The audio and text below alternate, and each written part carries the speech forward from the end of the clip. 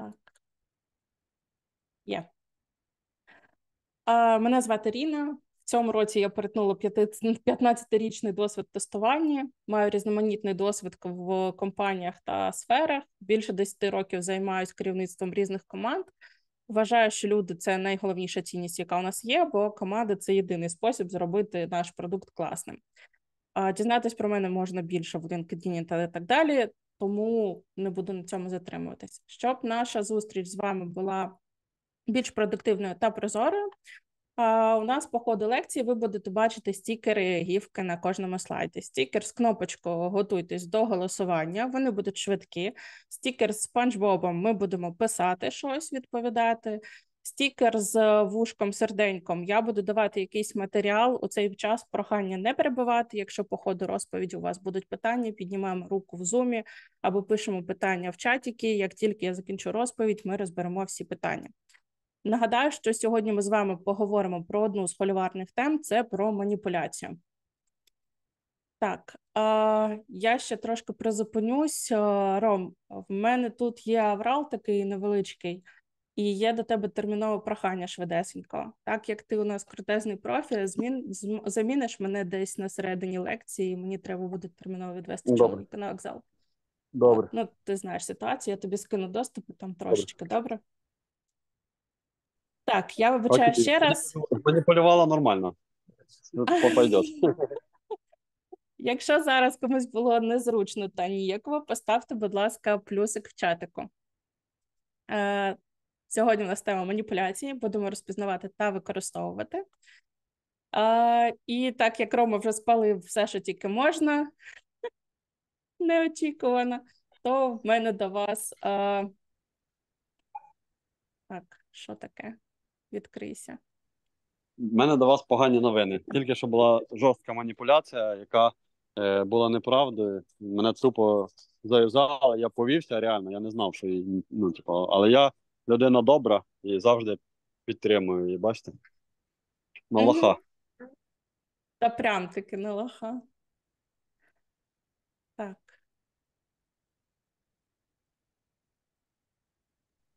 Не будьте добрими, коротше, бо у вас Або будуть ти не кидати відкриваєшся. лохи на лоха взагалі. Як мене тільки що Ірина прокинула. Безплатно взагалі. Ну таке, я не прокидувала. Сьогодні з Міро щось прям взагалі тільки що відкривала, все було добре. І тут на тобі. Він тепер не хоче мені відкривати оченятко чогось. Чого? Не знаю.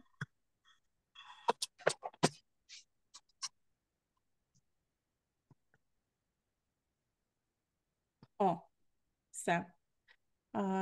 Чудо здійснилося. Так.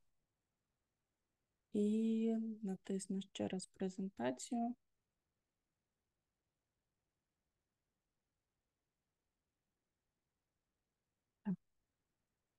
Давайте з вами проголосуємо зараз. Ну, Рома вже розказав все, але все ж таки давайте ваше перше враження. Кому що здалося? Що це було? Це була маніпуляція, чи це була просто дружня, швидке прохання, яке треба було просто зробити найшвидкішним, ну, таким швидким способом. Тобто зараз я запущу такого наше голосування.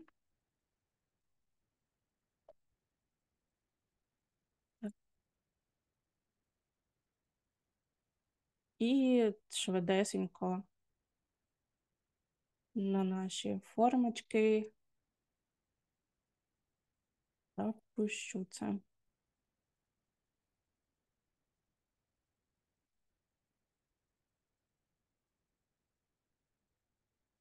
Вам треба натиснути кнопочку Join і натиснути плюсик тут або тут.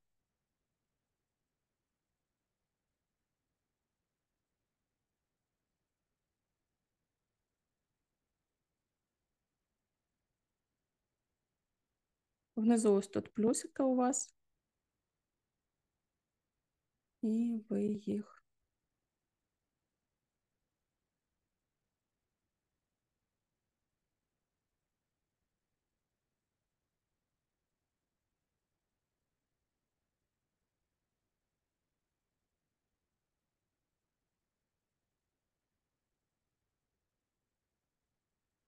Виходить чи ні?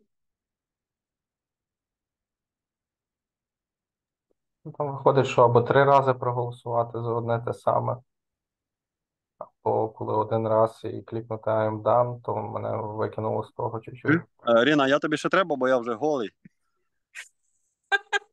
Це дуже цікаво. Та ні, біжи. Якщо ти вже голий, то можеш, звичайно, залишитись і включити камеру ще. Так, добре, у нас є голоси і туди, і туди, і туди, і туди.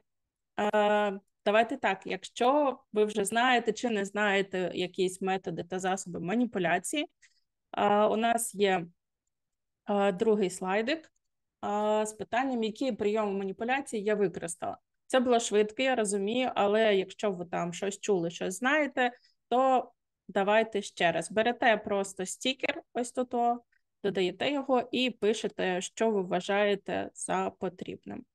Стікерів кількість не обмежена, тому welcome.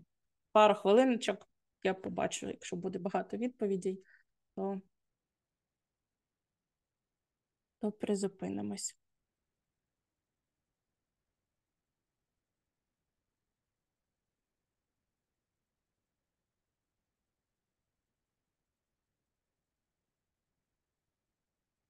Ага, не вийшов маленький цвіточок, так? А якщо так,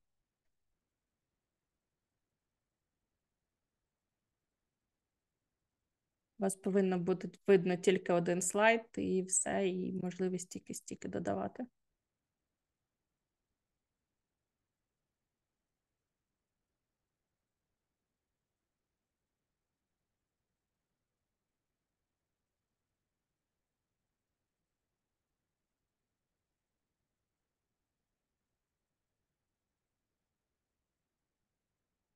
У вас не виходить чи... Ага, все, бачу, виходить.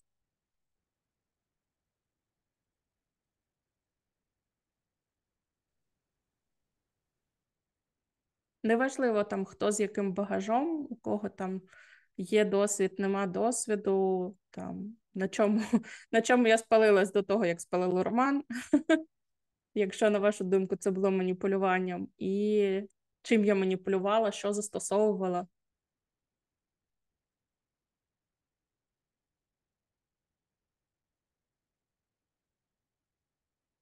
В плані стіків просто берете ось тут будь-який колір, тицяєте в нього, залишаєте нього тут, на цьому місці, і пишете подвійним кліком мишки, щоб написати. Так, з телефону не дуже зручно з Міро працювати. Він і щоб ви розуміли, я запустила Міро тільки в браузері IE або H, як він зараз називається, і це дуже дивно. 100 років його не запускала. Вибачте, а де цей лінк на Міро? В чатику. Зараз ще Чатику? раз продублюю. Так, в чатику ось тут в зумі прям. Бо я був з телефона, а зараз зайшов. Ну, ага, от бачу, дякую. Угу.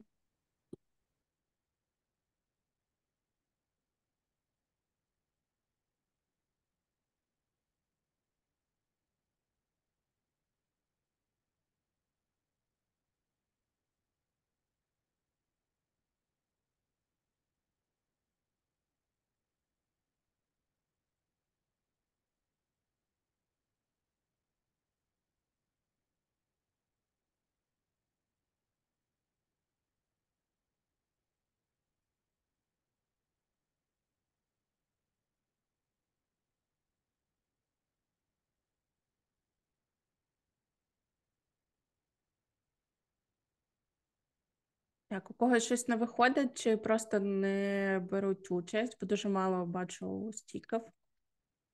У нас наче немало, 22, 21 людина. Не зважаємо на це все, ми робимо, що хочемо. Пишіть усі свої думки. Ще хвилинку і буду закривати. Я не почула, якщо хтось щось вимагався сказати, щось пропало.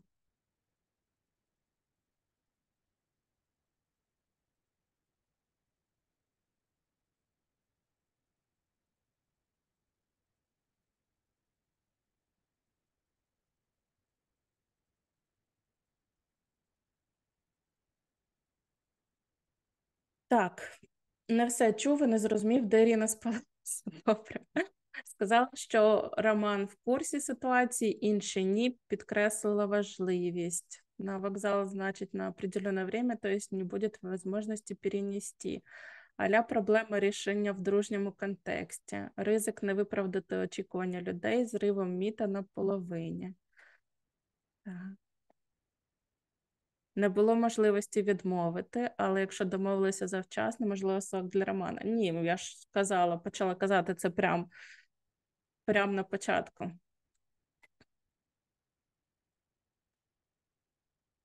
Все, що Рома знав, то що тема маніпуляцій буде.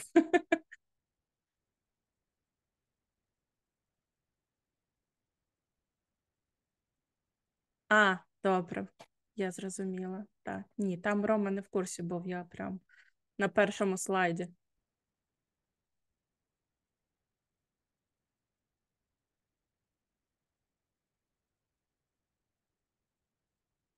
Добре, в цілому деяка інформація є і зрозуміла.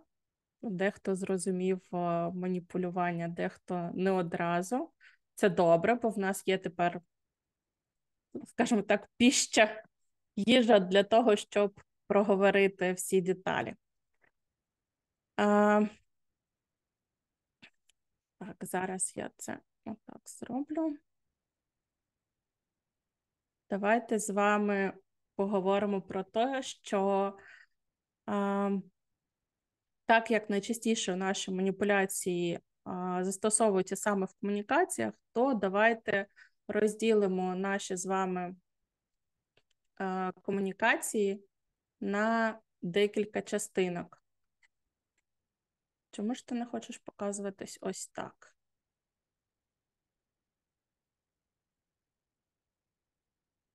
Він теж не хоче показуватись. Це капець якийсь.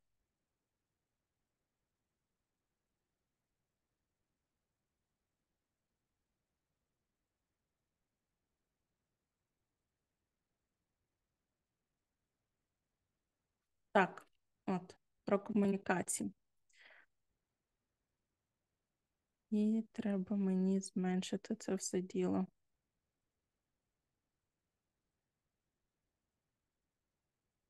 Це жесть. Вибачайте дуже, бо щось і є взагалі не пристосований до нашого браузера, до цього підходу. Отже, ознаки комунікації з ознаками маніпуляції. Картинка з Ромою у нас трошки прояснилася, і давайте поговоримо. Комунікації у нас зліва, маніпуляції у нас справа. Коли ми кажемо про комунікацію, у нас цілком зрозумілі цілі. Тобто, що людина хоче досягнути, чого вона хоче від іншої людини добитися.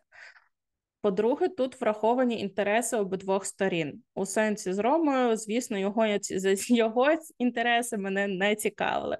Мені треба було, щоб він це зробив, і все.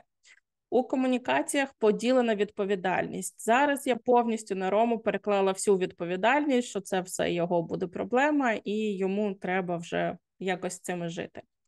Є гнучкість, є вибір. Цього тут, звичайно, не було. Тобто Роми не було вибору, щоб перенести кудись, наприклад, або відмовитись, бо він вже підписався, провести мітинг, тут вже його репутація задіяна, тому він не міг сказати, а давайте ми просто перенесемо кудись мітинг і все. Рамки і межі встановлені. Це при комунікаціях. Тут не було ніяких рамок, я і маніпулювала особисто з тою ситуацією, яку Рома знає, я на цього надавлювала і так далі. Термінологія однакова. Ну, тут трошки її не було, звичайно, але коли ми говоримо там про QA та IT-шку, то там використовується одна і та сама термінологія. Якщо ви маніпулюєте, наприклад, розробник тестувальником або тестувальник розробником, то можна використовувати якусь термінологію, яка йому буде не дуже зрозуміла, або вам не дуже зрозуміла, або ви не впевнені, що це розумієте правильно, або ще щось. Ну, тобто якась особистісна професійна риса. Є ресурси та контекст. Тобто я не питала у Роми, чи є в нього можливість, чи він там зайнятий, чи він там на ретриті, чи він де там, що. Навіть якщо я це знала, то тут цього всього не було. Тобто для комунікації завжди є ресурси та є контекст. завжди є можливість подумати, тобто вийти в роль наглядача. Ви можете зайти, подумати, чи вам потрібно це, чи не потрібно при комунікаціях. У виходу з маніпуляцій подумати не було можливості. Рому поставили перед фактом, я їм жорстко зманіпулювала, і, в принципі, все. Він не міг вже навіть там запитати, а на що йому це потрібно. Якщо казати про маніпуляції, тут ще є таке використання ваших помилок, якщо це вами маніпулює, наприклад, ваш керівник, і він може там, наприклад, якщо це друг, то може застосувати таке «ти мені винен», або якщо це рідні. Дуже люблять у нас батьки маніпулювати, ти там моя дитина, я тебе народжував, ти мені винен стакан принести там перед смертю і так далі і тому подобне. Заниження важливості, тобто прохання, яке насправді дуже велике, треба було підготуватися, подивитися матеріал. А я йому кажу, що це так невеличко, просто пів лекції замість мене проведи і все. Ну, типу, ти ж впораєшся, ти спеціаліст і все. А ще є такий засіб, як завищення ваших здібностей, тобто похвала якась до вас, або використання їх. І є ще така штука, як заниження голосу, зміна тембру, або не дуже жалібливий переходять, або, наприклад, дуже голосний, або ще щось.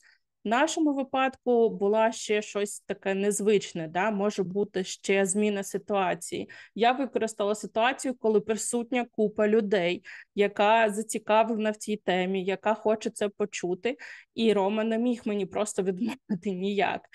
Тобто це незручна така ситуація, яку можуть використовувати. Також це може бути якась неочікувана для вас повага або якась похвала, як я вже казала. Може бути ще якесь незручне становище, тобто ви можете знаходитись в якійсь ситуації, коли вам дуже незручно щось там, наприклад, ви дуже квапитесь зробити, не знаю, там у вас, наприклад, критична бага на броді, до вас хтось підбігає, ще щось терміново треба зробити. Тобто вами маніпулюють в той час, коли у вас мозок зайнят іншим, скажімо так. Тобто така от ситуація. Ну і може бути ще тупікова ситуація, як була зараз. Відмовитись не можна, нічого зробити не можна, тільки так, тільки зараз і без варіантів. Як ви думаєте, чому люди маніпулюють взагалі? Давайте попишемо ще разочок. Ситуація та сама, беремо стікер і занурюємося.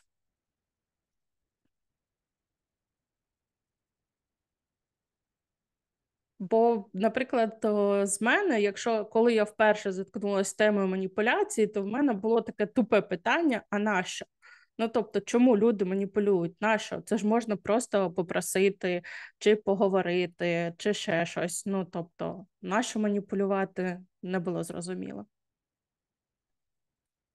Люди маніпулюють для отримання своїх цілей і отримання вигоди. Ну, і комунікують для того ж. Це однаково. Тому що можуть відмовити, якщо питати. Так, є таке.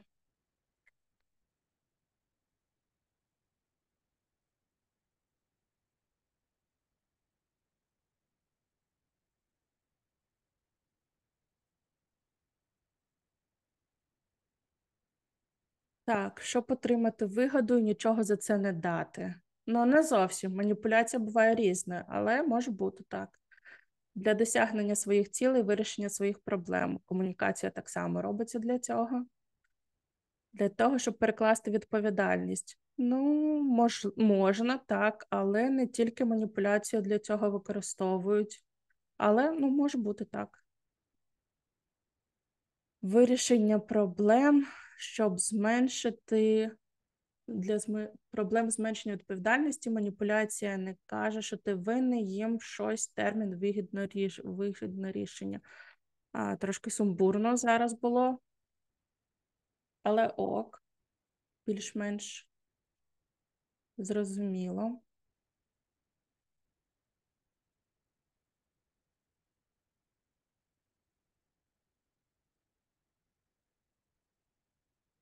Не звільнився.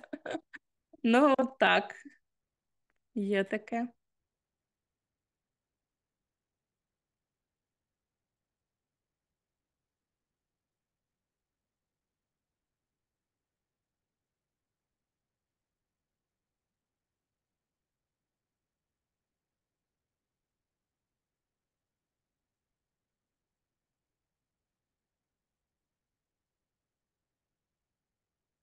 Так, людина по-іншому може не вміти, травма якась психологічна на роботі, це ще може бути із-за вищого статусу колеги, який маніпулює.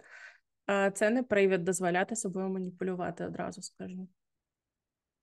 Вирішити свої проблеми за рахунок інших, тому що можуть.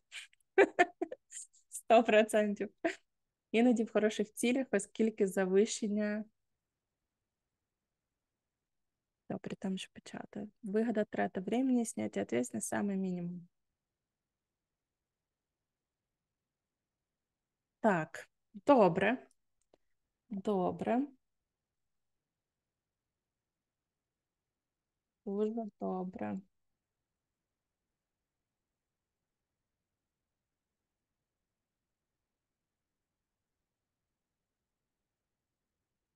Давайте подумаємо, чому маніпулюють плюс-мінус понятно, та? Зрозуміло, що найменше. Але не зовсім. Давайте подивимось на причини маніпулювання нами чи іншими людьми. Їх насправді не дуже багато, і ви частину з них вже розказали. По-перше, маніпулювати легше, ніж комунікувати. Якщо ви не знаєте техніки комунікації, аргументації, то вам легше маніпулювати, ніж зробити інакше. По-друге, це швидше. Швидше зманіпулювати, ніж переконувати людей. Для цього потрібні аргументи, і ще там багато всього, підходів, психологія і все інше, і все інше. Для маніпуляції теж потрібно, але все ж таки це швидше. При маніпуляціях більше шансу, що буде так само, як ви хочете. Тобто, що вам, можна сказати, не відмовлять. Да? Якщо просити, можуть відмовити. І так само нами маніпулюють для відволікання від головних проблем. Це, думаю, точно пояснювати не треба, це все і так знають. Оці всі приклади маніпуляції зазвичай мають дуже шкідливі наслідки для людей, якими маніпулюють. Тобто вони не проходять безслідно. Люди, якими маніпулюють, мають якісь наслідки, які не дуже класно потім на них мають відображення. Чому? Чому ми попадаємось, якщо ми навіть знаємо, що є такі люди, які маніпулюють, і що є такі люди, які будуть нас взагалі якось використовувати, і навіть якщо ми розуміємо іноді, що нас використовують, ми якось на них попадаємось. Іноді ми розуміємо, що це маніпуляція, іноді не одразу розуміємо, що це маніпуляція, іноді дуже довго не зрозуміємо, а може і ніколи. Коли ми розуміємо, що це є якась маніпуляція, то ми можемо якось цьому запобігти, але частіше за все ми можемо перейти у конфлікт, якщо ми не знаємо, як правильно вийти з маніпуляції. А іноді, якщо ми не зрозуміли цього одразу і так далі, ми все ж таки попалися, так? І треба розуміти, чому. Чому ми це робимо? По-перше, бо в нас є гачки. У кожного з нас є наші переконання, які ми використовуємо, і ці переконання для нас є найважливішими у світі речами, які нас дуже тригерять і за які можна нас зачепити. Ми зараз про них ще поговоримо. Тому що ми допускаємо розмитість меж. На жаль, у українців не дуже добре оце все з своїм власним простором, і ми допускаємо туди інших людей, і завдяки цьому нас також використовують і нами маніпулюють. Ми намагаємося економити ресурси, час, гроші тощо, особливо в роботі тестувальників. Тобто нам треба швидко, зараз і бігом. І ми дуже часто використовуємо маніпуляції. Також ми іноді поступаємо своїми цілями заради чогось більш важливого. Причому більш важливо у українців може бути що завгодно, тільки не вони самі. Тобто ми дуже мало себе цінуємо, і для нас здається, що важливіше там, що інші скажуть, чи якась репутація в компанії, чи щоб нас поважали, чи ще щось, та як я йому відмовлю, він мій керівник, а він мені звільнить, якщо я йому відмовлю, і так далі. Оце все теж проблеми, за які чіпляються і використовують інші люди. Ми забуваємо про гнучкість. Тобто ми не дуже розуміємо, що при маніпуляціях люди використовують ситуацію, де немає гнучкості, а вона повинна бути при будь-якій комунікації. У вас завжди повинен бути вибір або хоча б перенести, посунути, щось зробити, відійти подумати і так далі. Якщо у вас щось з цього є, а у вас 100% щось з цього є, або якісь ваші там сумніви, або якісь ваші проблеми, які у вас там в особистому житті, це дуже помітно для маніпуляторів, і вони цим обов'язково скористовуються. Тому, ну, якби від вас цим просто, як то кажуть, пахне, не знаю, там не дуже гарно чи гарно, неважливо, бо ну, це та річ, яку одразу помітно. Якщо людина знає хоч трошки там ту саму психологію, чи знає хоч щось, то вона одразу помітить, що у вас є щось, за що вона може вас вчепити. От. Які у нас бувають... Та що таке? Не хочу знову шаритись. Які в нас бувають гачки, за яких нас саме чіпляють і можуть використати? Це гачки, яких дуже багато, і вони дуже використовуються в психології. Дуже багато ким.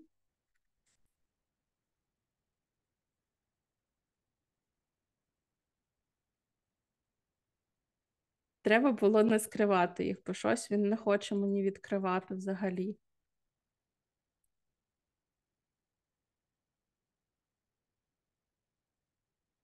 Коротше, нашими гачками є страхи, нашими гачками є еротика, нашими гачками є діти, тобто всі цінності, які у вас можуть бути, які ви можете використовувати, які для вас важливі. Тобто все те, що вам цікаво. Також гачками є релігія, також гачками є політика, гачками є, що ще є? Якась інформація, яка вам дуже важлива, ваші рідні, еротика так, дуже маніпулюють мужністю або жіночністю, типу, ти жінка, ти повинна оце вміти, ти чоловік, ти повинен там, не знаю, працювати, заробляти гроші, ще там щось.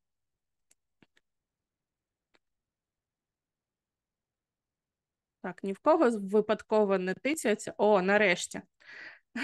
Нарешті він відкрився. Ще є жалість, патріотизм на ньому. У нас дуже-дуже зараз все використовують.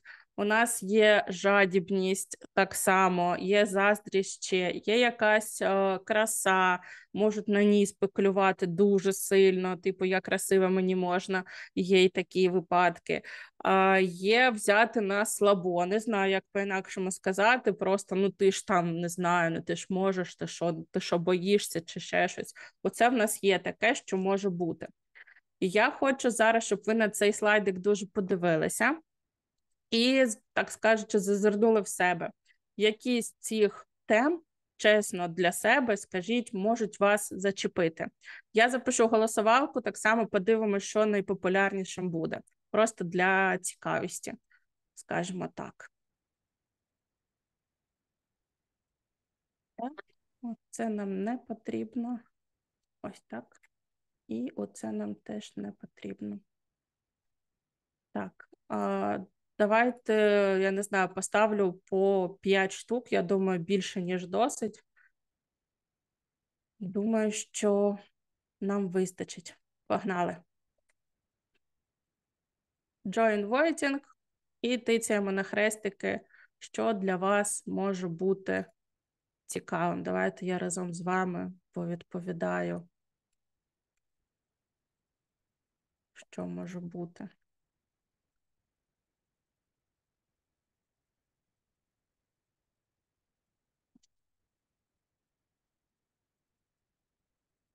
І подивимось з вами на результати. Я знаю, що хлопчиків з дитинства мучають тим, що хлопчики не можуть плакати, хлопчики повинні захищати жінок, дівчаток з дитинства вчать, ти повинна вміти готувати, прибирати і так далі, і так далі. Ну, краса, то ясне діло, ти повинна бути завжди красивою, принцески там не той, не роблять те і те, хлопців часто беруть на слабо, дівчаток також. Еротика – це заборонено, ти що там, не дай Боже, десь хтось побачить і так далі, або наоборот в іншому русі і так далі. Щось новеньке теж багато кого чіпляє. Страх, ну, страх може бути різним, може бути за життя, а може бути страх, ой, що подумають сусіди і так далі. Тобто, чим, на вашу думку, з вами можна поманіпулювати з цих тем? Що вас може зачепити, скажімо так? Це непогано, це просто ваші цінності. З телефона так, то Міро з телефона взагалі не дуже підтримується і не дуже працює, на жаль. Можете в чатику просто написати.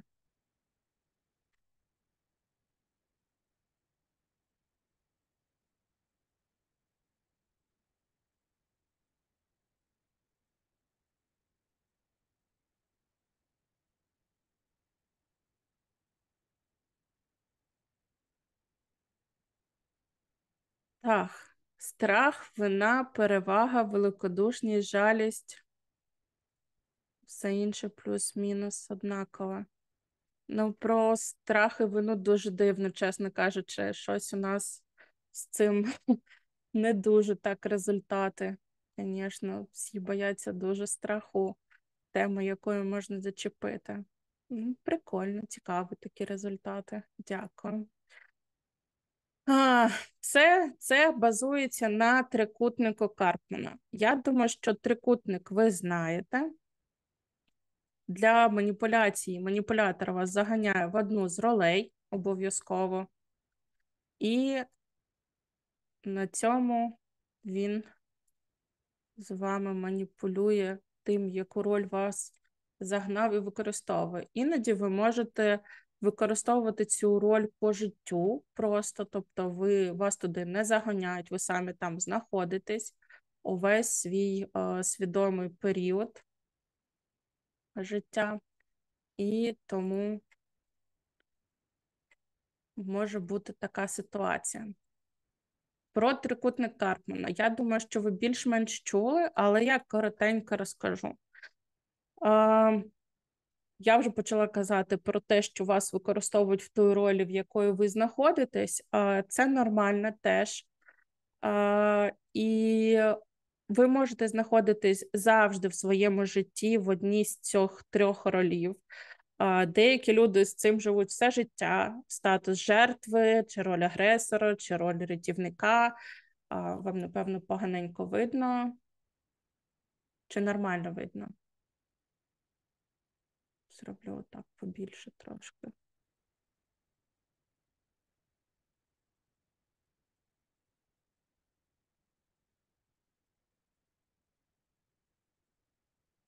Так краще. Тобто ці ролі можуть бути по життю. І у трикутника цього три ролі ви можете знаходитись в одній по життю, але маніпулятор вас може загнати в іншу. І може заганяти ще в іншу, яка вам не дуже взагалі підходить. Тобто ви навіть якщо розпізнаєте маніпуляцію, то ви знаходитесь, наприклад, у одній ролі, ви її розпізнали, і думаєте, що ви, змінивши її, і ви вийшли з цього трикутника, і вважаєте, що ви вийшли з маніпуляції, а насправді ні. Це сон всередині сна, знаєте, як ото бувають. І навіть якщо ви другу роль, в яку вас заганяють знову, можете теж зрозуміти, то найчастіше тут вас вже просто захлинуть емоції, ви будете нездатні собою керувати і контролювати себе, ви перейдете в стадію конфлікту, скоріше за все, з цією людиною. Але залежно від майстерності маніпулятора, ви або зробите те, що йому треба, а якщо не розпізнаєте ролі та піддастесь емоціями, то конфлікт буде неминучим. Тобто ви просто конфліктуєте і все. Давайте з вами подумаємо над ситуацією, в яку я загнала Рому. Як він міг з неї вийти? Чи були в нього якісь засоби виходу, чи міг він щось придумати для цього, чи міг він якось запобігти цьому, чи ще щось? Що це взагалі таке почалось? Так. Знову те саме, стікер і пишемо.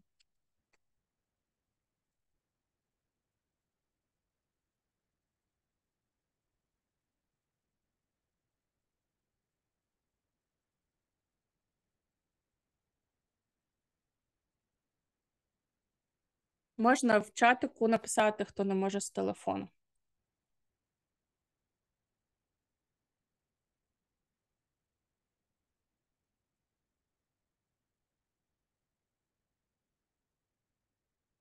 Ні, в нього не було, на жаль, вибору сказати, що я просто не готувався, сорі, не зможу. Не вийшло би там так відповісти. Сказати поганий зв'язок – це збігти, а не говорити. Від задзвонився з телефону сказати, що немає змоги лептоп юзати. Так, ну там можна було з телефону шарити, то не проблема. Я б його переконала. Міг сказати просто, що я не можу, тоді сорі, окей. Ні, він не може так сказати, хлопці, дівчата. Він зацікавлений в цьому вебінарі, він поставив свою репутацію, він його почав. Він не міг сказати, давай просто, якщо хочеш, то і все. Типу, перервемося і до свидання. Перекинути маніпуляцію. Так, він міг це зробити. Так. В Роми не було вибору, саме так. В нього не було вибору тоді. Толерантно відмовити, ну, як? Тут питання як?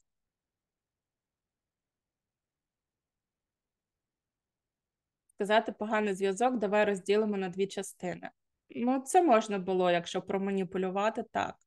Типу, давай другу частину проведемо там о 8 вечора, тільки я не думаю, що вам би це сподобалось. Міг сказати, що чоловік може поїхати на таксі. Так. Так, отказ, так как заранее было оговорено, что вебинар за вами. Не мог сказати. Міг сказати, що ми про це не домовлялись. Міг, але це б нічого не вирішило. Ну, не домовлялись, так, звісно. Це екстра ситуація, про що я йому одразу і кажу. Типу, Рома, вибач, але в мене така ситуація, що треба.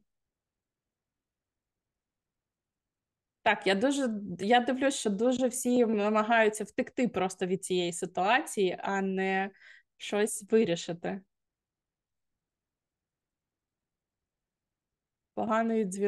Поганий зв'язок дуже прям.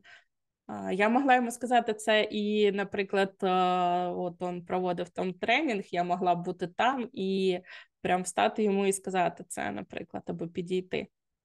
І ніякий зв'язок не допоможе. Міг сказати, що в нього теж тупікова ситуація, нема з ким залишити дітей. Це б вже ніяк не допомогло, бо я вже, як то кажуть, взяла, як то кажуть, м'ячик вже був на його стороні. Тобто в нього не виходить варіант збігти. Це точно не той варіант, коли він мог би просто збіжати і все. Тобто, коли можна якось, типу, відійти від цього, осторонь залишитися, бо він зацікавлена людина в цьому. Тому і видалося ним зманіпулювати. Якби він був не зацікавлений в цьому, йому було б пофіг, він просто прийшов на мітинг його послухати, то так, можна було. Змінити тему мітингу і залишити цю тему за вами. Така подстава, так?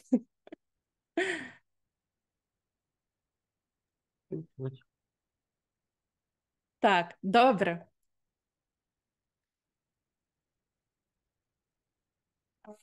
Так, Рома не міг знати, чи правду я сказала. Так, пояснити аудиторії, що не готувався. Ну, це він би вже просто викручувався перед вами, так.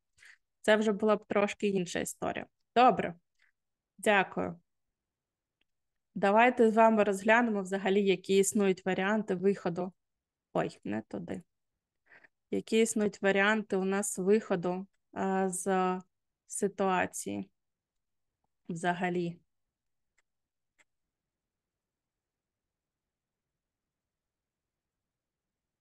У нас існують варіанти виходу декілька штук. Ми зараз з вами по ним пробіжемося і проговоримо трошки.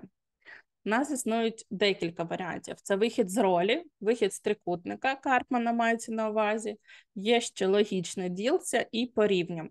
Вихід з ролі з вихідом з трикутника пов'язані між собою 100%, тобто із одного треба зробити ще другий, але іноді достатньо одного, ми проговоримо про це.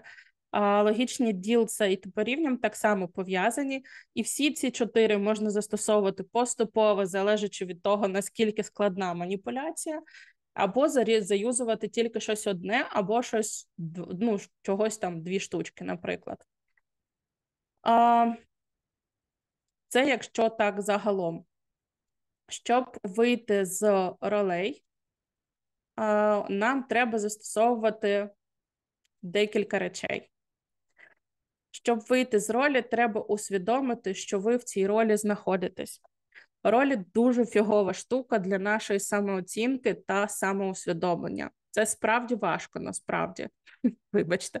Але треба попрацювати над собою, зайнятися самоосознаністю та саморефлексією, визначити свої цінності та згідно них зрозуміти, на які гачки ви можете попасти. Пропрацьовуючи ці моменти самостійно, якщо маєте на це ресурс та сили, або з психологом. Ну, це справді дуже важко, ребят. Це не так, що просто, ой, ну я там знаходжусь у стані жертви, добре, я там перестану всіх звинувачувати, окей, і я зможу зразу вийти з маніпуляцій. Ні, так не буває. Це справді важко і не треба цього соромитись. Я вам більше скажу, навіть після декількох років занять з психологом я можу вляпатись в маніпуляцію. Єдине, що я її можу зрозуміти і навіть знати, як вийти, але мої цінності та упередження, які будуть задіти, я не зможу їх перешагнути і передумати ще на цьому етапі. Тобто я все одно піду свідомо вже на цю маніпуляцію, я буду розуміти, за що мене зачепили, як я могла вийти, але я цього просто не зроблю ще на цьому етапі, і я поведусь на цю маніпуляцію. Це непогано, це буває і так, і це нормально, але найчастіше мені ще вистачає знань та можливості перевести на ці маніпуляції, проводити їх свідомо, і помімо того, я можу їх вивести в більш комфортні умови для себе. Тобто я можу трошки пом'якшити для себе цю маніпуляцію, зробити її більш комфортною для себе. Або, наприклад, зрозуміти, що я буду мати після цього, тобто відхватити якийсь свій шматочок, як то кажуть. Тож не думайте, що маніпуляція – це раз і все я знаю, я все вмію. Тут ви бачите на слайдику ознаки того, до якої ролі може відноситись, якщо у вас є та чи інше таке переконання, та? І ви можете саме з собою чесно поспілкуватися, подумати, до якої ролі ви відноситесь, і усвідомити, що вона у вас є. Або ви в неї знаходитесь постійно, або ви пригаєте з однієї до іншої, до другої, до третьої. Карпман говорить, що ми завжди в якоїсь ролі з цієї знаходимось. Я не дуже з цим погоджуюсь, але то я така, щоб спорити з свідомим психологом. Тому подумайте, в якій ситуації ви знаходитесь під час маніпулювання, якщо ви її знаходились. Після того, як ви зрозумієте, в якій ролі ви знаходились, ви будете розуміти, в яку роль вас перекидають, і зможете вийти. Або ні.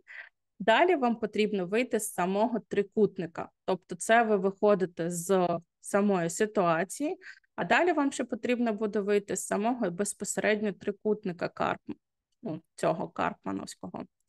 І це трошки простіше, чесно вам скажу. Ну, для мене щонайменше, для вас не знаю.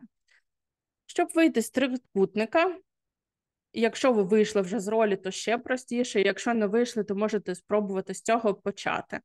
І перше, що ви можете зробити, це відійти так в стороночку, подивитись на ситуацію з іншого боку. Задайте собі питання. Якщо можете, то побачите аргументи, які застосовують маніпулятор, і знайдете питання до кожного. Наприклад, я Ромі кажу, що мені треба відійти, щоб відвести чоловіка. Рома себе питає, а до чого тут я? Тобі треба відвести чоловіка. Я тут до чого? Чому ти свою проблему на мене перекладаєш? Вокзал, білет, тобто про час, дату, про час потягу, да, коли він відправляється, та дату його від'їзду, ти знала 100% зарані. Чому ти зараз мені кажеш, що це термінова справа? Це ж неправда вже, так? І до чого тут я? Чому ми не перенесли одразу вебінар на пізніший час чи на раніший час? Чому взагалі така ситуація? Яка моя справжня ціль перекласти цей вебінар на нього? Або я не встигла підготуватися, або я просто не знаю теми, або там ще щось. І я хочу там, наприклад, ним зманіпулювати. Тобто, навіщо я скидаю це на нього? Тобто йому треба поставити ці питання. Якщо він їх встигає поставити, він може вийти з цієї маніпуляції. Я застосувала цю річ проти Романа, я поєднала вебінар, я поєднала його цінності, я свою проблему переклала на нього, я знаю, що він добрий, я знаю, що він знає цю тему, я знаю, що його можна переконати, я знаю, що він завжди захистить жінку, що він не кине вебінар, бо він в ньому зацікавлений, це його репутація, для нього це важливо. Ну, тобто всі ці речі, які для нього ціннісні, я просто жорстко використала. Це було дуже швидко для прикладу вебінару нашого сьогоднішнього. Якби це був не вебінар, а я б справді це серйозно намагалася зробити, це був більш поступовий, більш м'який підхід, так, щоб він нічого і не помітив. Ну, Рома, може, і помітив, але б, скоріш за все одно погодився на ситуацію, або б ми щось разом вирішили і зробили. От, маніпулятори, знаючи ваші цінності і все інше, роблять так завжди. Але є ще один класний спосіб, з якого я, чесно кажучи, постійно починаю і, чесно кажучи, так само роблю завжди сама. Якщо мені треба щось там зманіпулювати, то є така штука, як розподіл. Тобто, щоб вам було більш зрозуміло, це декомпозиція ситуації, тобто розподіл на дві частини. Ви можете, яку ситуацію не візьмете, ви їх завжди у своїй голові поділите на дві частинки. Типу, те, що хоче маніпулятор, і те, що хоче від вас. І ви з цими частинками, які ви декомпозували, або погоджуєтесь, або не погоджуєтесь, і далі виставляєте свою частину. Наприклад, у Рому є цінність, репутація, і переносити вебінар, коли він вже почався, це погано. Він може провести, але він не може мені контраргументувати і заставити мене зробити так, як хоче він. Тобто, якщо ми розуміємо, що ми вже такі досвідчені маніпулятори, та, і один одного там така битва маніпуляторів просто, тоді він може зробити так, як хоче він. Наприклад, Рома знає мого чоловіка, знає мене, знає, де ми живемо. Він каже, давай так, у мене поганий інтернет, я зараз заїжджаю, його відвезу на вокзал, а ти продовжуй лекцію. Це перший варіант, такий дружній вихід, щоб не було конфлікту. Або він каже, я замовляю таксі, або сама замов таксі і так далі. Ви цей варіант теж пропонували, молодці. Або він погоджується провести вебінар, але, наприклад, маніпулює мною і каже, ок, тоді з тебе ще один вебінар, або проведеш якийсь замість мене потім, там тренінг чи ще щось, а я типу відпочину і так далі. Або тоді ми там, не знаю, у нас запуск курсу йде, ще один курс планується, і ми тоді його плануємо не на весну, а ти його, наприклад, запускаєш уже в грудні, тобто швиденько дороблюєш і так далі.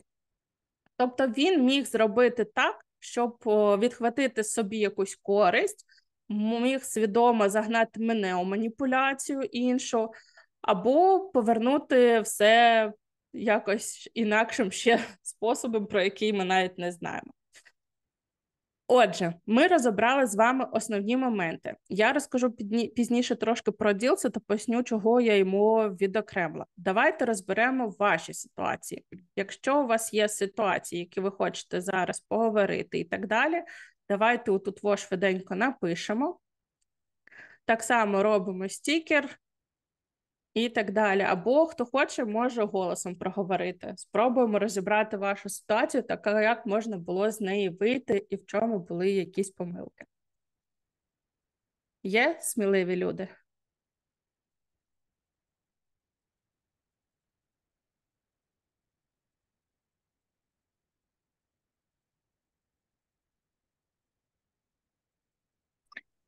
Привіт. В принципі, я можу. Давай. Ну, дивись, в мене, наприклад, на минулій роботі, ну, це чітка маніпуляція страхом, коли, наприклад, зараз такі часи, що війна, і треба робота. Угу. І наша керівниця, ну, прям чітко давила на цю позицію, що, типу, не хочете робити, знайдемо когось іншого. Ну, в такому плані. Чітка маніпуляція. Якраз Ну, а на страх. не можеш робити це щось вона Ну, просила типу, додаткове? так, Чи... додаткові обов'язки. Ага. Ну, прикольно. Зараз це дуже така маніпуляція, яка без болі не проходить, але їй, походу, пофігу. Ну, Так, да. це така маніпуляція, з якої вихід тільки один. Або звалити, або робити так, як вона хоче. Єдине, що можна спробувати якусь Я можу поставити... відповісти. Давай. Дивіться, коли, треба трошки більше, правда, ситуацію розібрати, але завжди є як контрманіпуляція. Це коли людина каже, ну, типу, знайдемо нового там чувака вмісто тебе, якщо ти не хочеш. Ти одразу видаєш ті карти на стіл. Типу кажеш, що дивіться, ви можете найняти нового чувака, я навіть би залюбки хотів би, щоб ви замінили мене, тому що зараз у мене настільки завантажена робота, що я приблизно витрачаю там стільки-то часу власного дома, щоб дороблювати якісь речі для того, щоб повисити якість вашого продукту, бо мені, репутація важливіша, ну, тому що я, як QA, відповідаю за якість, своя особиста навіть репутація важливіша, і я стараюся, щоб будь-який продукт, в якому я працюю, був мега успішний і, ну, щоб він приносив користь, бо я знаю, що від цього безпосередньо залежить моя зарплатня, і якщо я раптом захочу отримувати в майбутньому і більше грошей, то я можу точно сказати, що я виконував такі-то речі, і через це, ну, якби ви мені точно повисите ЗП. Але, будь ласка, так, ви можете спокійно мене звільняти, я спокійно відпочину і буду дуже щасливий, якщо ви швидко знайдете мені заміну. Все. Ніхрена не вийде. Це така сама маніпуляція точно. Тільки ви йому кажете, що зараз під ризиком те, що все завалиться, буде купа проблем, купа багів, весь процес зупиниться, бо ви його підтримали позанормово. І все, і буде, коротше, ну, точно такий самий ефект. Але це жорстка маніпуляція. Її не можна використовувати, бо якщо треба ловити емоцію людини, з якою ти працюєш, якщо це емоція, де вона на якихось повишених психічних станах, дуже там спильчива, і ви можете таким словом просто вона скаже, йди нахрен, я тебе звільняю. Але коли ви бачите, що вона спокійна і це говорить, маніпулюючи вам, ви точно от завжди маніпулювати треба точно з таким же тоном, як до вас. Тоді, ви на равних маніпулюєте, і це дуже кайфово виглядає. Якщо ви перескакуєте емоційні бар'єри, дивіться, слідкуйте за емоціями. Якщо вони різні, треба враховувати, що якщо якийсь стан людини неспокійний, незбалансований, то маніпуляція викликає часто до прийняття рішень, які, знаєте, як перше вспильчиве рішення може бути завжди, Останнім. Фатальним для когось. Вас звільнять або ще щось зроблять. Але це буде необдумане рішення. Ви можете завжди сказати, коли він каже, вас звільнено, каже, ні, по гарячку. Я ж сказав, що якби. Да, понімаєте? Завжди залишайте собі слово якби. І того, каже, не кипішуй. Я сказав якби, але ж я ж нічого проти не маю. Я тебе розумію як власника чи там компанії, і я би теж, мабуть, так само робив. Підстелитися під нього – це вихід з маніпулятивного цього, прирівняти його на рівень, що він таки правий і він таки властелін. Розумієте? Ми вертаємо його назад на його позицію Бога. Коротше, багато вам ще б розповідав про маніпуляцію, але слухайте Ірину сьогодні. Дякую. Дивіться, якщо вами зараз маніпулюють, і, на жаль, ситуація в країні та й у світі дійсно така, що замінити людей можливо швидше, ніж є, але ви завжди можете пояснити, що давайте, окей, я все розумію, я розумію вашу ситуацію, я розумію, що проєкту зараз це потрібно, наприклад, там додаткові часи. Ви трошки погоджуєтесь на цю маніпуляцію, але з вигідою для себе. Тобто ви кажете, але давайте ми з вами домовлюємося, як тільки там, умовно кажучи, продукт виходить в продакшн, ви мені підвищуєте ЗП, даєте нову роль, повишаєте в грейді, ви мені даєте премію, ви мені даєте відпустку, там більше, ніж треба, наприклад, оплачувану, або ще щось. Тобто якусь шматочок чогось вигідного для себе ви можете тут вигадати. Сперечатися так, як Рома каже, теж можливо. Я, чесно кажучи, зараз це не дуже раджу, бо дуже різні є ситуації, і їх треба ще порозбирати. Можна дуже там, якщо ви не досвідчені в маніпуляціях, прям дуже, і не зможете якось скрито зманіпулювати людиною, як от Рома пояснював, там повернути його назад і так далі, то краще цього не робити. Бо якщо вашу маніпуляцію людина помітить і в неї є кнопка «звільнити», то, скоріше за все, на психах, на емоціях вона це може зробити.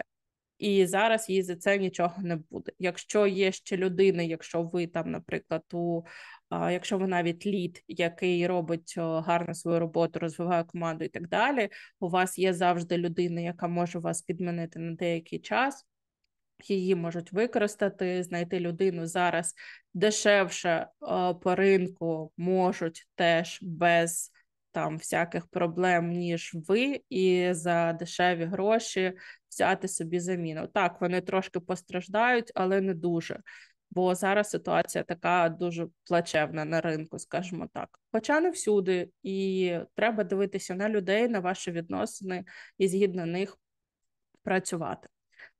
Так, мене припрягли 2 тижні підміняти ПМ, як виявилося, за спасибі. Якщо ви заздалегідь не проговорили, що ви заміняєте його, але от як тільки що я приводила, та ви після цього мені там то 5-10, то так і буде. Не сподівайтесь, ви просто отримали досвід. Сприймайте це так. Тобто, побули в ролі ПМа. Добре. Якщо для вас це було не критично, то можуть і так сказати. Тому що поробиш? Деяким і так виходить. Так, дуже дрібонько тут написано, зараз я зроблю по-іншому, щоб побачити.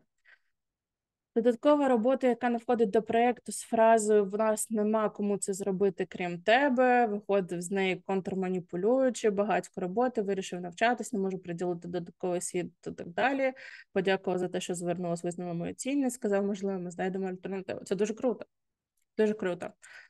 Це якраз приклад того, як здорово вийти з ситуації з маніпулюванням, типу, який ти класний, який ти молодець, а давайте нам зробиш ще 10 робіт, які ми хочемо, щоб робив ти, бо у нас нема людей і у нас нема грошей. Окей. Дякую дуже за ваші кейси. Давайте повернемося з вами, напевно, до ділса. Якщо використовують підвищення голосу, будь ласка, рекомендації. По-перше, не підвищувати самому голос, спокійно попробувати його повернути назад. Можна прямо і сказати, не підвищуйте, будь ласка, на мене голос. А можна, якщо він ще там чи вона починають ще гучніше кричати, просто припиняти цю бесіду і робити паузу, бо тут вже толку не буде, ви просто перейдете в стадію конфлікту. Коли людина підвищує голос, це вона вже переходить до стадії емоцій.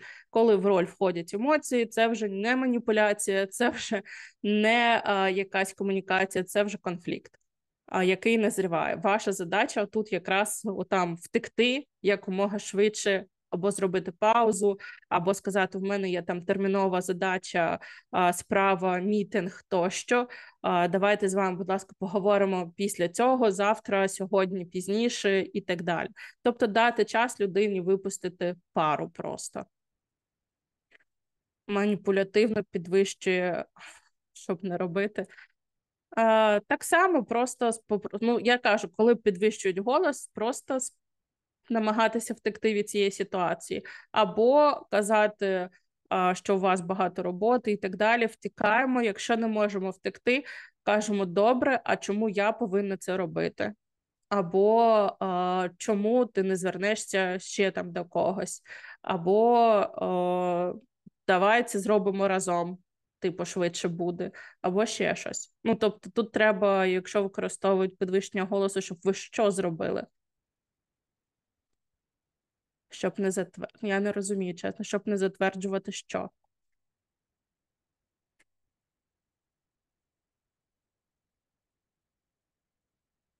Щоб не затверджувати відпустки. Типу, вас не підпускали в відпустку і маніпулювали залишитися на роботі з підвищенням голосу? Використовуйте закон. Чого? Приходите підготовленими, є стаття така-та, я подала відпустку згідно там правил і так далі. Чому я повинна залишитись? Дайте мені аргументи, і коли я тоді маю її перенести. Чому? В мене білети, в мене то, в мене сьо, не знаю, там, в мене дитина плаче, ще там щось. Я обіцяла, в мене там залежність і так далі. Я не можу працювати. Якщо я залишусь, від мене буде менше толку, ніж я піду у відпустку. Ну, тобто, давати якісь аргументи і так далі, щоб вони розуміли, ну, там, ризики і все інше. Отже, ділц. Хто знає про ділса? Плюсаніть в чатику. Просто. Хто взагалі про нього чув, знає. Я просто, щоб наскільки глибоко зараз в ці 6 рівнів заглибитися.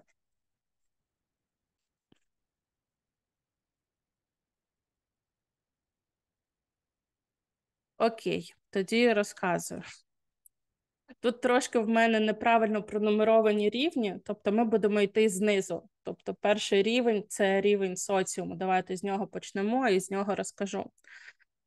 Перший рівень нашої піраміди Ділса відображає наше оточення. Цей рівень, що таке взагалі піраміда Ділса, якщо ви не знаєте?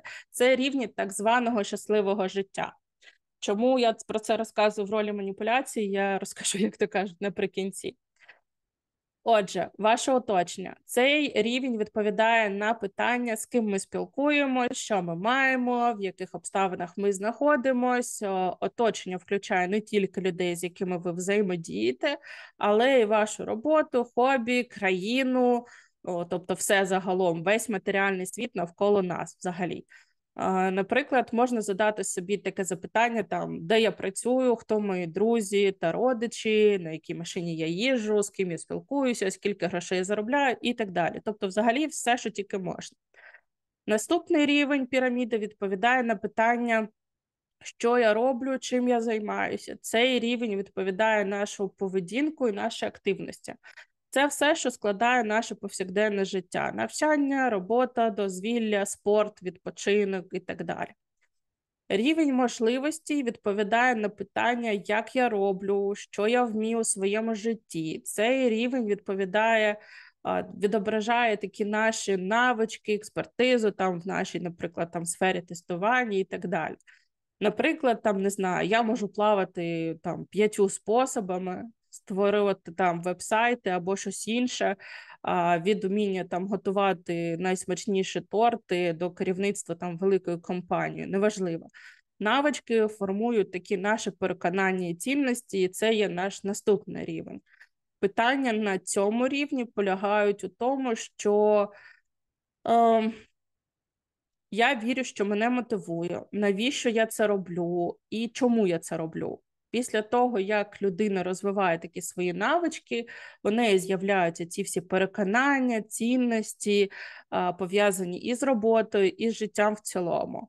Вона, як людина, розмірковує, чи можливо зробити певну справу, якусь там задачу, як її можна зробити, або навіщо її взагалі робити.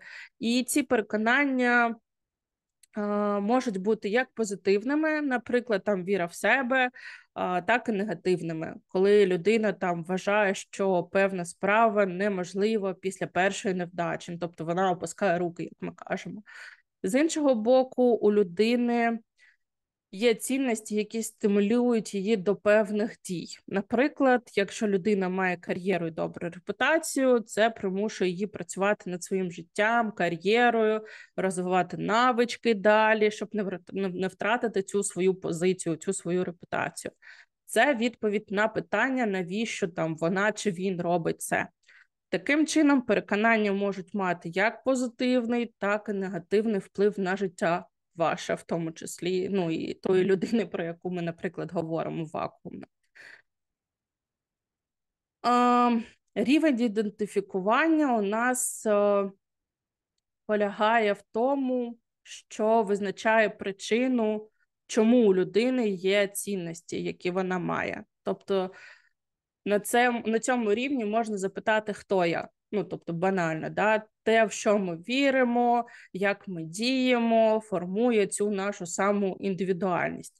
Незалежно від того, чи ми там маркетологи, чи ми тестувальники, чи ми там спортсмени, взагалі байдуже. Тобто люди з сформованою індивідуальністю мають свої власні цінності і правила, які вони виконують у своїй ролі. Наприклад, якщо ваша роль полягає в тому, щоб бути там, не знаю, хорошим батьком або матір'ю, ваші цінності можуть включати дітей, сім'ю, домашній комфорт, ну і так далі, там машину, гарну квартиру, все, що можна. Якщо ви відіграєте роль кар'єриста, то ви будете вдосконалювати свої навички у сфері там, особливого розвитку, самовдосконалення і так далі. Всі наступні рівні там піраміди Ділса, це оточення, навички, поведінка і так далі, формуються на основі цього. Тобто варто зазначити, що у житті людини може бути декілька ролей. Ну, тобто не обов'язково це одна. Наприклад, ви можете бути і кар'єристом на роботі, і вдома гарним сім'янином, наприклад. А у спортзалі там ви вправний спортсмен, там крутий. Проте зазвичай є все ж таки одна роль, якою ви приділите найбільше часу, тобто яка буде у вас у пріоритеті, умовно кажучи. Це буде чи кар'єра, чи щось там інше. І цьому ви приділяєте більше часу і зусиль. Ну і найвищий роль піраміди Ділса відповідає на головне питання, навіщо я живу. Тобто таке філософське питання – це рівень місії, тобто не місії, а місії, який там, не знаю, там несе щось велике. Цей рівень є найскладнішим, і деякі люди, звичайно, протягом всього життя шукають відповідь на питання філософське. Це можуть бути різні речі, звичайно, сім'я, кар'єра, діти неважливо. У кожної людини є там своя якась думка, своя власна ціль і місія, і це є особистою справою кожного. Ви можете розуміти свою місію у житті, розглядаючи там, наприклад, цю ж піраміду. Можете не розуміти, але у Ділса таке, що, типу, треба зрозуміти, як ви взагалі розставляєте пріоритети, в якому напрямку ви рухаєтесь і так далі. Знудились, так? Причому тут маніпуляція? При тому, що ця піраміда використовується вашими лідами, керівниками, вашими HR-ами як спосіб визначення ваших цінностей та рівнів для мотивації. А мотивація – це що у нас, як ви думаєте? Будь-яка маніпуляція, будь-яка мотивація – це маніпуляція. По психології це чистої води маніпуляція. Тому якщо у вас, як мене, тригерить завжди тема мотивації, то ви знаєте, що тема мотивації – це маніпуляція. Тому я й кажу, що всі ми маніпулюємо, і ліди або люди, які скажуть вам, там, якщо я ні за що ніколи не маніпулюю, я ніколи не використовую маніпуляцію, використовують і більше за те, ще й прибрехують, або не знають психології і саме вірять тому, що кажуть. Отже, маніпуляція виходить не завжди погана штука, звісно. Більше за те, інколи від маніпуляції ви отримуєте теж користь. Це так буває. Абсолютно нормально. Наприклад, вами там поманіпулювали, залишитись на овертайм. Не круто, але вам потрібні гроші, вас використали, знаючи чи не знаючи про ваші потреби, але всі у виграші. Ви знайшли спосіб трохи підзаробити, комусь навіть трошечки допомогли, чим це взагалі погано. Нічим. якщо ваш овертайм нікому не приніс болі чи поганого настрою. Якщо вас чекає дитина з роботи, ви затримуєтесь, страждає дитина, і це вже хрінова мотивація у вас, я вам скажу. Це маніпуляція і ніяка не мотивація. Маніпулятор використовує ваш час почуття, ваших близьких, вашу проблему, може навіть вашу біду, і переймається лише в часті користі для себе, для своєї репутації, для своєї кар'єри, для своєї компанії і так далі. На мій погляд, таке треба вбивати на корню, якщо це робиться свідомо. Ну, а якщо вам, звісно, не пофіг на дитину, кар'єра ваша цінність, а діти – ні.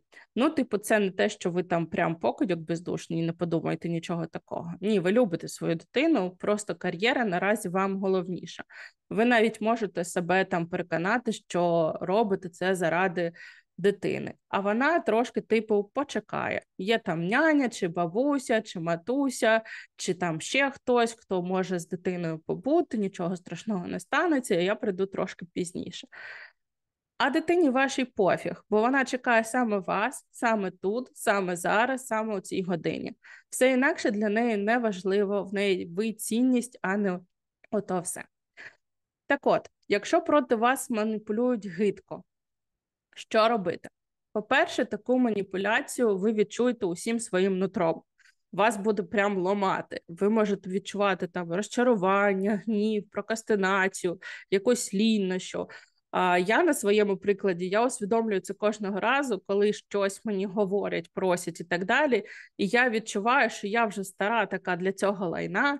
Оце прям мій тригер, мій дзвіночок, моя пожежна тривога. Ріна, вибирайся звідси нафіг. У вас такі тригери теж є, чи зважаєте ви на них чи ні, ще не знаю.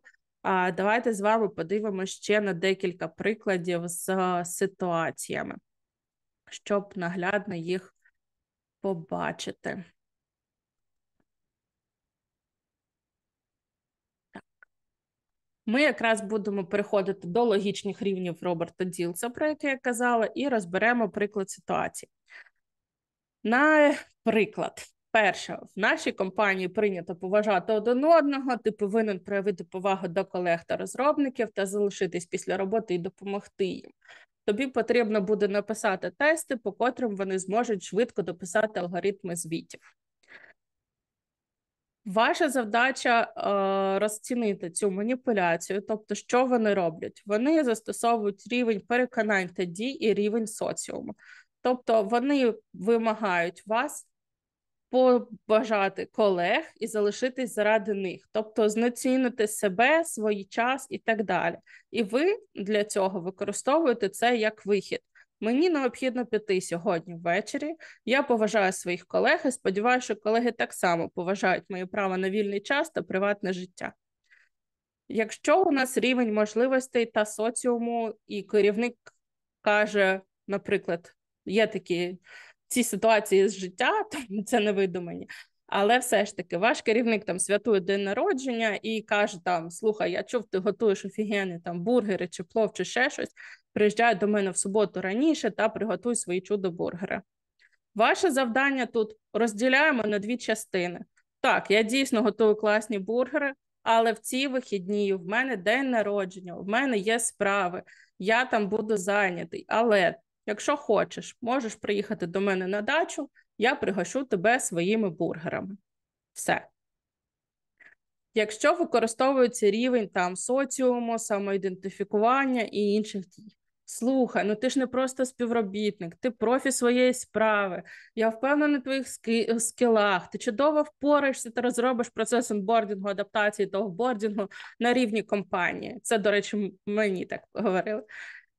Так, я дійсно гарний спеціаліст в команді тестування, у нас чудовий процес онбордингу та адаптації. Але розробляти такий процес для всієї компанії – задача команди HR та лідів конкретних відділів. Я впевнена, що команда HR з цим чудово впорається, а якщо потрібно, я можу поділитися своїми думками та дати процесу команді QA для зразка. Отак. Якщо вас тригерять деякі відповіді, не приклади маніпуляції, а приклади виходу з неї. Це нормально. бо в деяких застосована контрманіпуляція, а деякі відповіді зачепляють ваші цінності, і це абсолютно нормально. Тобто, якщо вас там десь щось тригернуло, і якось вам не дуже, це особливо там друга зазвичай, ну мене щонайменше, вона тригерить друга частинка, то у вас є такий інсайт, з чим ви сьогодні можете піти.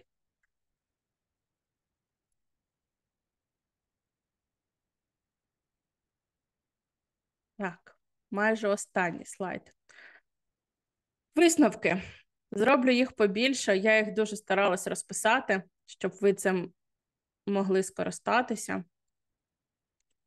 По-перше, пам'ятаємо, що мотивація – це спосіб маніпуляції. Чому? Бо при мотивації завжди використовуються цінності людини, вони беруться за базу, і на їх базі підбирається, чим людину мотивувати. Тобто, якщо у вас цінність, наприклад, зараз заробити грошенят, то вам мотивацію ваш лід підбере як премія, або якесь підвищення, або ще щось.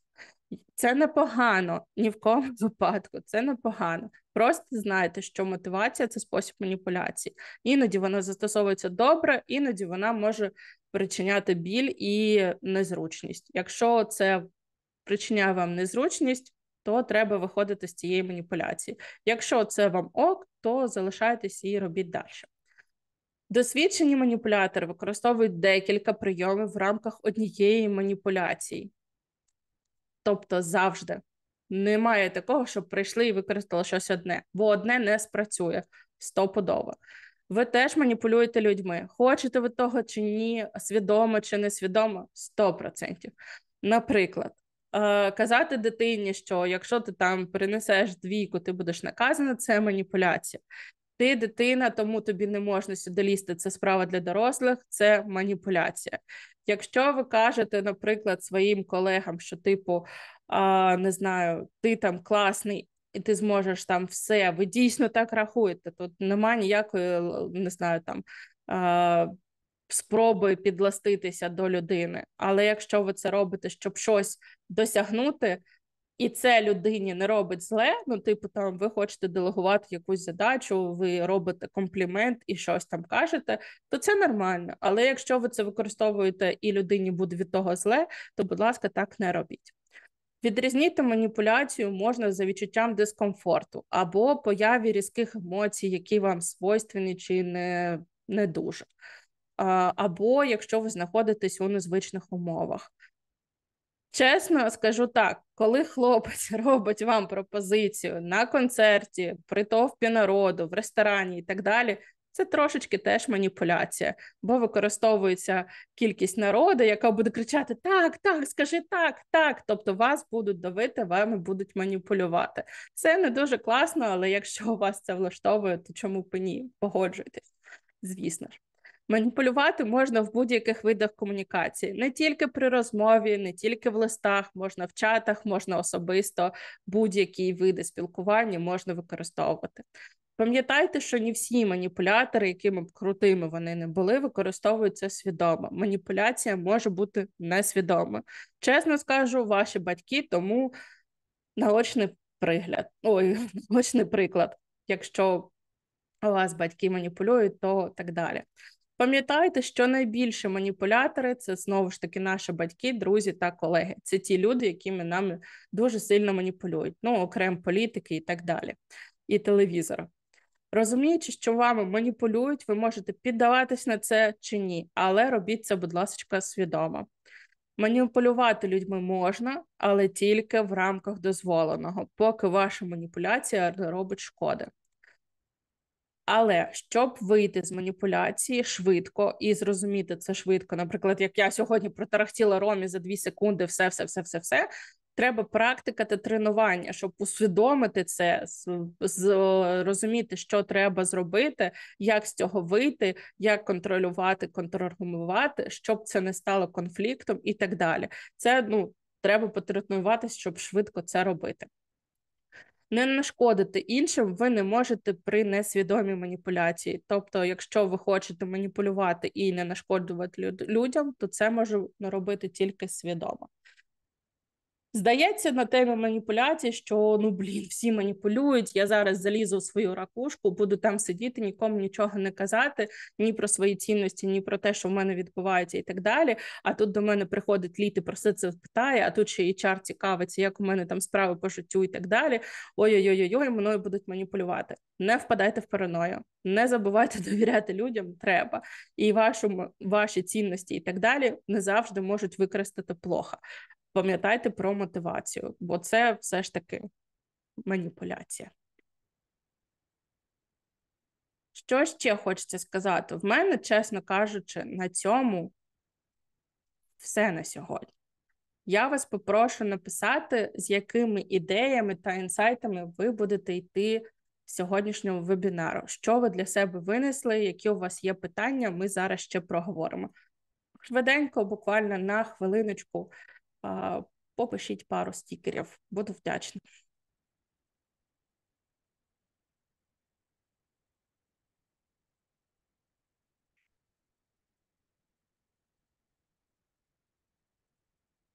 Як вирубати на корню? Виходити з маніпуляції одразу.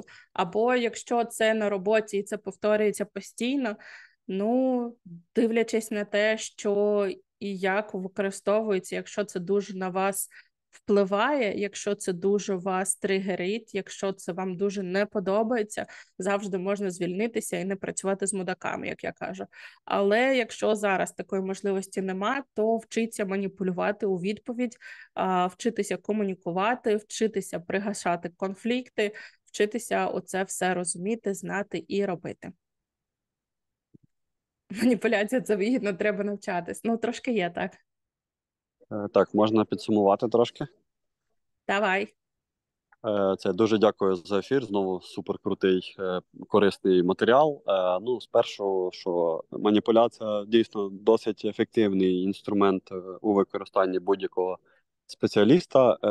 З точки зору QA-ліда це дуже необхідний, бо ми маніпуляцією розвиваємо команду завжди.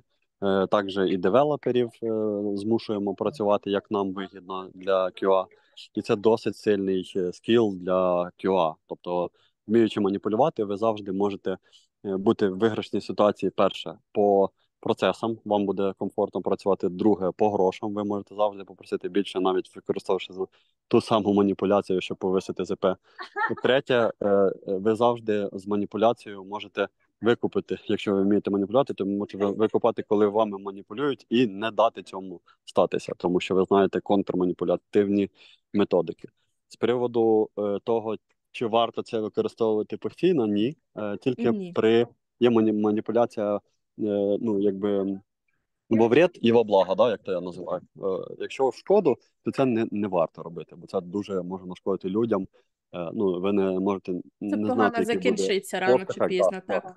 Да. А якщо тільки во благо маніпуляція, тобто ви завдяки маніпуляції покращуєте щось, людину покращуєте, розвиваєте його, добиваєтесь результатів кращих для компанії, для себе і для всього, то це тільки плюс. Вам завжди потрібно цим користуватися, і це досить крутий скіл. І щоб це качати, потрібно багато, не багато, але потрібно розумітися в психології, потрібно розумітися на комунікаціях, нетворкінг, вміти налаштовувати і комунікувати з багатьма людьми. Це дуже просто відточується. Недільку походіть обідати всі з різними людьми і просто вчіться розмовляти з новою людиною на будь-які теми, і у вас швидко виросте відчуття впевненості і відчуття людини, і ви зможете вже маніпулювати. Але краще робити це тільки во благо щастя. Дякую, Ірина, дуже тобі за матеріал. Нагадуємо, що в понеділок стартує курс від Ірини Ужевко по QA-лід, де буде багато всього корисного, крім маніпуляцій. Тому, якщо ви плануєте і хочете навчатися на курсі QA-лід, welcome. Так, дякую, Ром. Мені теж дуже дякую всім, хто долучився. Вибачайте ще раз за ті затримки, які в нас були на початку. Чогось сьогодні не дуже в нас склалося, все прям не дуже хотілося розпространяти, напевно, тему маніпуляції. Щось не давало. Якщо вам не важко, я зараз запущу голосувалку на останньому стікері. Будь ласка, дайте зворотний зв'язок по матеріалу. Щодо теми цікавості психології, що таке трошечки скажу. Маніпуляція – це останнє, що ви можете зробити. Перше вам повинно бути – це комунікувати правильно, навчатися мотивувати людей. Теж потрібно, без цього зараз нікуди не підеш, особливо у ролі будь-якого керівника, будь-то лід, будь-то менеджер, будь-то хед, будь-то директор чи хтось інший. Вам все одно треба буде вміти виходити з конфліктів, розпізнавати конфлікти, не допускати конфліктів. Але головне, що вам треба, це комунікація і аргументи. Якщо ви навчитесь правильно комунікувати і правильно аргументувати, вам не дуже прийдеться кимось взагалі маніпулювати. Маніпуляція – це трошечки такий легкий шлях, який може, там, не знаю, використати колись вам деколи, інколи, коли нема взагалі часу або іншого вихіду, або ще щось, коли вам треба це зробити і все тут. І тоді можна це застосувати. Ну і плюс мотивація завжди застосовується. Вона буває матеріальна, вона буває нематеріальна, є дуже багато видів, можу розказати це на курсі, про це розказую. Що ще стосовно курсу? Якщо вам це цікава ця тема, і ви хочете подивитися, як взагалі відбувається навчання, то тут на стікері є на останньому QR-код. Це я вам зробила приклад телеграм-каналу, в якому описала, як проходить навчання. Там є приклади, типу, як дається матеріал і все інше, як воно буде проходити. Можете зайти подивитися, нікого ні на що не, так скажемо, не підписуємо. Хочете підписуйтесь, хочете ні, там взагалі це не дуже потрібно. Ще готуються 2 курси. Це будуть курси більш практичні для лідів або для тест-менеджерів і так далі. Вони будуть 2 видів. Будуть одні про процеси, про оцінку, про роботу з командами, про постановку прозорих процесів і так далі. І буде ще один про оптимізацію тих самих процесів і про все інше. Вони плануються, будуть колись, трошечки пізніше. Тому якщо ви не хочете на цей курс, можемо з вами побачимось на інших. Всім дуже дякую. Якщо у вас є запитання, то я з задоволенням на них відповім. Якщо запитань нема, то побігли відпочивати. Давайте, Сергій, здається. Да, всем привет. Вопрос, есть ли у вас чек-лист с какими-то контраргументами для наиболее частых кейсов, чтобы не забыть? Чек-листа з контраргументами у мене нема, але в мене на курсі є контраргументація. Тобто, як аргументувати, що для цього використовувати, як строїти і будувати точніше, просто аргументацію і так далі.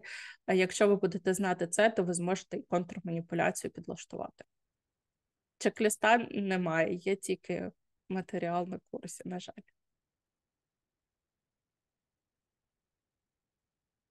Я можу тільки сказати, що для контраргументації завжди використовуйте декомпозицію, про яку я казала, тобто розподілити на 2 частини. Першу частину, яка до вас не відноситься взагалі, і ви її або з нею погоджуєтесь як ситуацію, або ні. І друге, це ви вже розумієте про те, що до вас відноситься, і від цього дивитесь, на які цінності ваші впливають і намагаються натиснути, за які гачки вас намагаються притягнути, і ці цінності контраргументуєте. Типу, вас намагаються похвалити, сказати, який ви класний. Так, я класний, але хтось ще може це зробити, наприклад. Чому саме я? Завжди старайтесь виходити на інший бік, подивитися зі сторони на себе і на цю ситуацію, яку вам нав'язують. І ви зможете контраргументувати завжди правильно. Так, там був Ярослав, здається, ще. Хотів запитати, в мене така ситуація, я свідомо розумію, що мною маніпулюють і дозволяють це, але для того, щоб отримати підвищення. Ні, керівництво маніпулює, я хочу отримати так як підвищення, Мені, в принципі, пообіцяли з січня переглянути, але я розумію, що до того січня мене зараз будуть використовувати по максимуму, вижимати максимум, і, можливо, я можу якось маніпулювати, щоб це розглянули підвищення швидше січня, а не чекати до самого січня. Щодо стосовно січнів, перше, одразу рекомендую після ковіду одразу уточнювати, якого року цей січень. Бо січень січню рознь. У нас так дуже багато людей після ковіду сказали, що не буде підвищення зарплатні в ковід і так далі. Треба закривати офіси, треба дезінфікувати, там багато роботи, багато витрат бюджетів, тому вибачайте, підвищення буде щонайменше не у всіх, премія теж не у всіх, там десь у когось буде, у когось не буде. І сказали, після ковіду, типу, всім все повернуть. Після ковіду прийшла війна, і це ще незвісно, наскільки періоди в цей же січень переносяться вже 4-й чи 5-й раз. Тому запитуйте, коли саме. І намагайтеся знайти цьому якесь підтвердження. Тобто, якщо це була бесіда усна, то намагайтеся це зафіксувати у якійсь переписці. Краще за все, щоб це було якесь офіційне письмо або якийсь, хоча б, не знаю, там відповідь в чатику якоїсь людини, яка дійсно відповідає за ваше підвищення. Тобто, щоб у вас була ця обіцянка не на словах просто, а у вас був якийсь факт, аргумент, який ви потім зможете застосувати. Потім з'ясуйте ще, що окрім січня повинно бути, тобто які умови. Бо там явно не просто в терміні справа. Щось зараз не дає і чекають січня. Чому ми чекаємо січня? Що, якщо буде вплинути? І що, якщо в січні вам не зможуть знову підняти і нейтралізувати ці речі, які впливають зараз на підйом ЗП? Тобто, що ви будете робити, якщо у січні не станеться? Які дії буде приймати ваше керівництво? Уточнюйте у них ці моменти, і якщо у вас там в січні не вийде, то вже або приймаєте цю маніпуляцію, або ні. Якщо вам хочеться, щоб саме зараз це все ж таки відбулося, то перше, ви дізнаєтеся, що за речі зараз заважають підвищити вам зарплатню. Якщо ці речі дійсно важливі, непохитні, ви розумієте, що з цим нічого не можна вдіяти, то ви або приймаєте цю маніпуляцію і працюєте далі, або шукаєте собі потихеньку іншу компанію, наприклад, якщо вам дуже це потрібно. Якщо ви розумієте, що ці речі, які можна нівелювати дуже просто, то можете про це поговорити. Тобто, от тут можна зробити оце, а тут можна зробити оце, от сюди можна застосувати оцей підхід. І, наприклад, чому тоді ще мені не підвищили зарплатню? Тобто, що можна зробити, щоб це сталося зараз, наприклад? Теж можна задати таке питання. Чому мені назвали термін січень, сказали, бо в мене буде рік досвіду, і тоді вони можуть переглянути вже там мідл посаду, а поки року немає, то чекає, по факту. Хоча там, в принципі, це обговорив PM, а тімлід вже каже, що мені давно вже можна було давати мідла спокійно, а PM поки відтягує цей термін, можливо, заради економії грошей компанії, можливо, скоріше за все, але... Давай знов повернемось до цінностей. Тобі головне, щоб тобі далі мідла, чи тобі головне, щоб далі зарплатню? І те, насправді. Ні, так не буває. Щось одне головніше за інше. Що? Мені здається, фінанси все-таки важливіші. Якщо тобі фінанси все ж таки важливіше, то, скоріше за все, на жаль, в мене для тебе погані новини, бо рік досвіду, щоб підняти до мідла, це норма в Україні, щонайменше. Це, в принципі, плюс-мінус нормально. Те, що тобі можна мідла давати вже, це ок, але грейд від ЗП не залежить. Тобто вони можуть тебе підвищити грейд, дати тобі мідла, не підвищують зарплатню одразу. Тобто ти можеш отримати мідла, наприклад, зараз, або там через, не знаю, якийсь час, або здати якісь там акредитації, чи ще щось там, я не знаю, як у вас це заведено. А зарплатню тобі підвищують з січня. Я б тобі радила оце проговорити і подумати, бо якщо в тебе вже буде грейд, тобі буде протягом січня простіше аргументувати, що тобі повинні підняти все ж таки зарплатню. Аля, я справився з задачами мідла, аля, в мене вже є грейд, аля, ви мені обіцяли. Тобто 3 аргументи, які будуть тобі робити добру справу у січні. Добре, дякую. Так, Юрій. А які є можливості виходу з контрманіпуляції? Умовно, ти зманіпулював якимось чином, на тебе Угу. застосували контрманіпуляцію, і ти розумієш, що просто вийти тобі вже не є зручно з того місця, бо і від тебе щось очікують, і в принципі то, чим ти маніпулював, воно тобі все ще необхідне. Дивись, в моїй практиці таке було 2 рази, і це переходило просто на щастя, до речі, на щастя, переходило просто в дикий регот, бо ми просто розуміли вже, що кожен продавлює іншого і маніпулює, чим вже може. І ми починали дуже сильно реготати. Це збивало напруження наше, не вивело нас на конфлікт, і ми просто змогли, ну, типу, воно передконфліктна ситуація, ми змогли просто дійти до середнього аргументу, який влаштовував нас обидвох. Тобто ми знайшли компроміс. Дякую. Ну тут ситуація була така на трошки вищому рівні з людьми, з якими я в той момент не зміг, скажімо так, би перевести щось там на жар. От, тому такі цікаві речі. Практично Якщо не плюс. видається домовитись і починається контраргумент, це як битва 2 магів. Один фігачить з однієї сили, інший фігачить з другої сили, і вони рівні по силі. То або хтось кого продавить, і це вже все ж таки конфліктна ситуація, або ви перейдете просто до відкритого конфлікту, і Бог його зна, коли і чим він закінчиться. Розумів, дякую. Ну, я в тому випадку вирішив відступити, бо це було з керівництвом і конфліктів, якби не потрібно. Можна піти на хитрість, можна відступити на деякий час, підготувати аргументацію і зайти з іншого боку вже з точки зору не маніпуляцій, а комунікацій. І вирішити своє питання. О, гарна ідея, дякую дуже.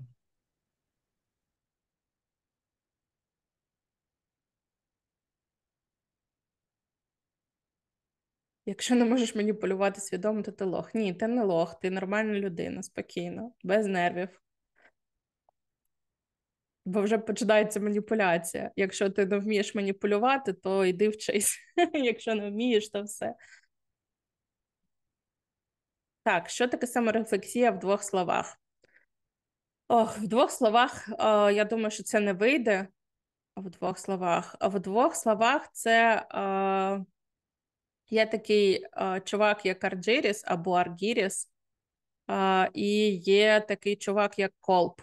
Вони дуже класно розказують про саморефлексію.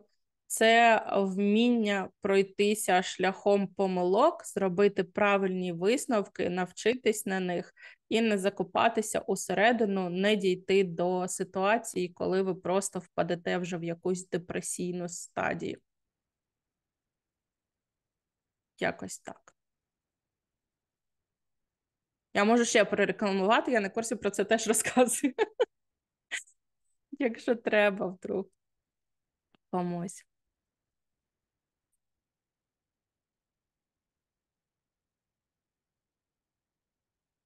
Якщо ти вмієш маніпулювати підсвідомо, то ти хто? То ти несвідомий маніпулятор. Таких людей ще можна назвати вампірами. Знаєте, коли не дуже класно роблять.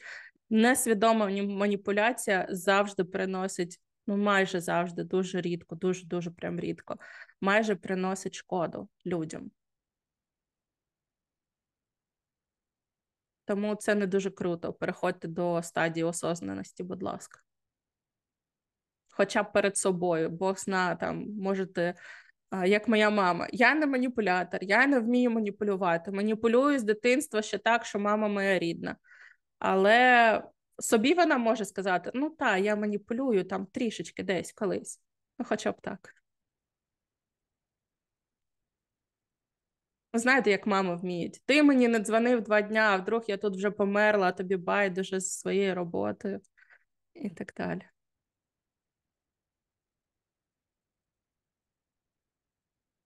Ще є питання? Чи вже побіжимо? Якщо питань нема, то всім величезне дякую. Буду рада бачити вас на курсі на цьому чи на інших, чи просто на вебінарах, які в нас ще, скоріше за все, будуть. Всім гарного вечора. Дякую, що були з нами. Приходьте ще. Всім па-па. Дякую, Ріна. Гарного вечора, дякую.